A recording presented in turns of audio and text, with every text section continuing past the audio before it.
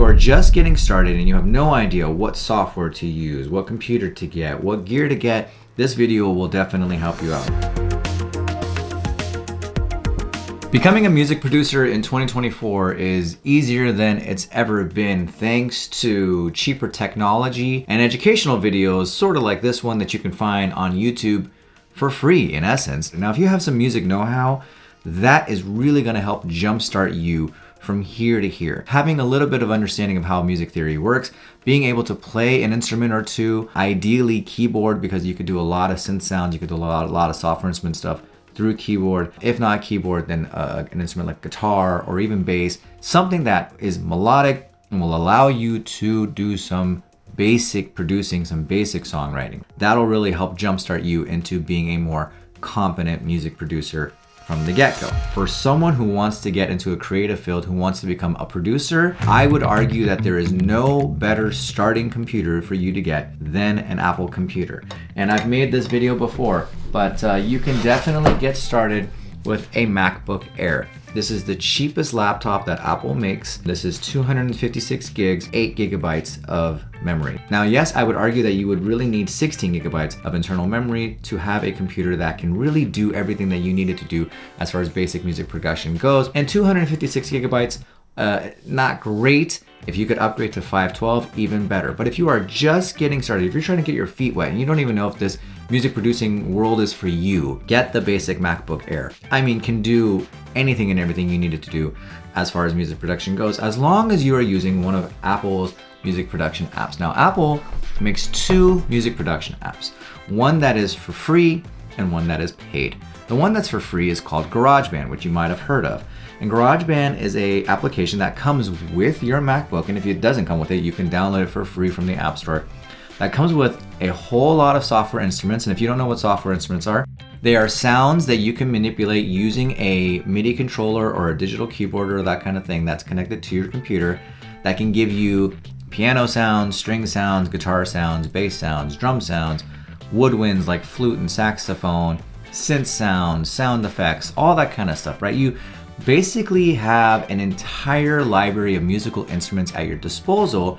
Granted, they're digital instruments, they're not real instruments, but they sound pretty close to the real thing that you can control using a MIDI controller. So if you really want to get started, I would highly recommend GarageBand. Now, while not the greatest digital audio workstation or DAW ever made, GarageBand is very, very competent. I've made several songs in GarageBand that actually sound pretty good, given the fact that it's, again, a free music recording software that is provided by Apple. Now, if you feel that GarageBand is too limited for you and you want to do something a little bit more professional, then I'd highly, highly recommend Logic Pro X. Logic Pro X is a small investment in the world of music production. It's a small investment of $200. It's $199.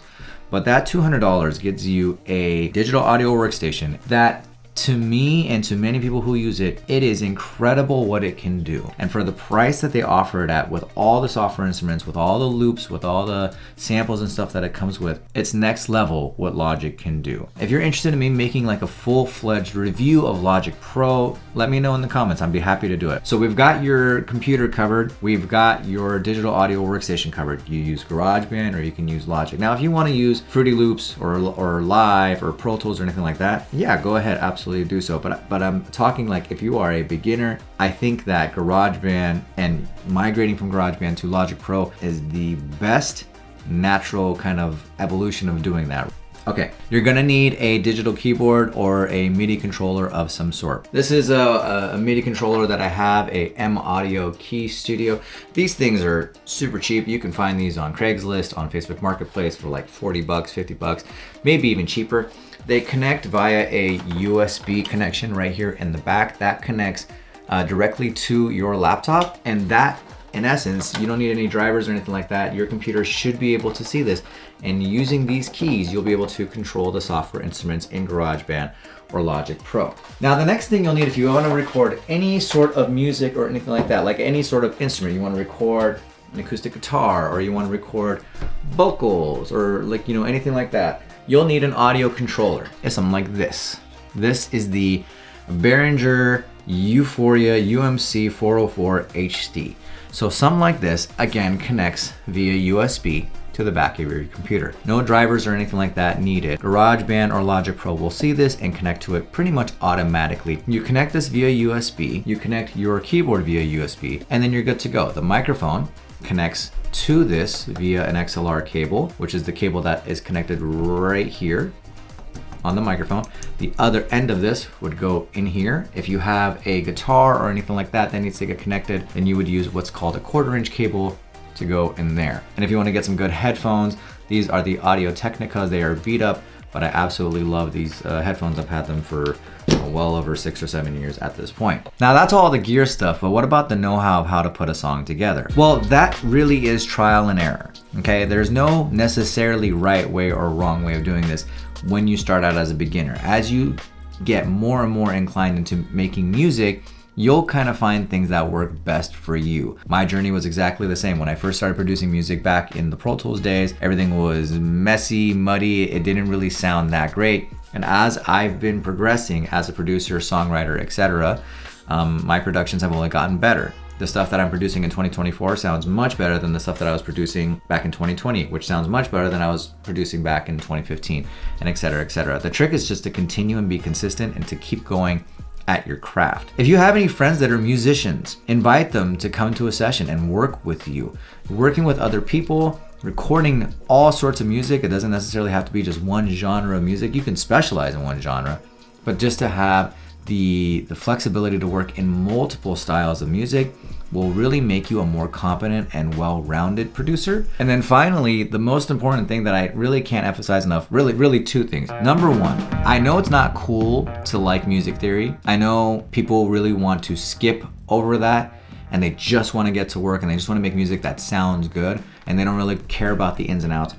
But knowing music theory, at least basic music theory of like, what's a quarter note? What's a half note? What's a whole note? What chords can I use in this particular scale? How can I transition from this key to this key and have it make it sound good? Or working with different rhythms or time signatures or anything like that. Really knowing that stuff is going to make you that much more competent, it's going to make you that much of a better producer overall, and will enable you to speak that musical language with any client that you're working with. And there's videos out there that you can find again for free on YouTube that will help you learn the basics of music theory. It's a couple hours of your time, but it's gonna stay with you and it'll be well worth the investment. The second thing is to learn how to advertise. In this day and age of TikTok and Instagram and Facebook, it really behooves you to learn how to properly market not just yourself as a producer, but to help market music as a whole. What is the market looking for? What are people looking for? What are the trends right now? How do you get your music to the biggest audience that you possibly can? If you want to get your stuff out there and you want people to hear it now, then really it would be of your benefit to learn about proper marketing on those social media platforms, YouTube included, and to see how you can better align yourself with what's working right now and how you can add a little bit of your own soul and your expertise and your feel into those things that are trending at the moment. So I hope this video helped you with basic understanding of how to get started as a music producer. There's really no right or wrong way. You could go to a school like I did, like the Los Angeles Recording School, and get a really thorough education, a 12-month long, 11-month long education on how to properly get into the music recording business. But if you are someone that is dipping their toe in the water and you're seeing like if this is even for you and you don't want to make a huge investment, then a MacBook Air, GarageBand, a $100 to $200 audio controller, a microphone. Now this is the Shure SM7B. This is a $400 microphone. If you don't want to go this expensive, you can get another microphone that you know, competent for you. Test it out, see if you like it or not. I recommend the Shure SM7B. I think it's a wonderful microphone. Get a audio controller or get a MIDI controller, a MIDI controller, that is like this one, the M Audio Key Studio. Again, like 50 bucks or something on Facebook Marketplace you can find. And some cables. You're gonna need 1/4-inch cables, you're gonna need XLR cables, and have fun. The most important part about all of this is to have fun and enjoy this process of making music. I hope you enjoyed this video. If you did, hit that like button and subscribe for more. This is the Arc Overload Podcast. My name is Amir, and I'll see you in the next one. Take care.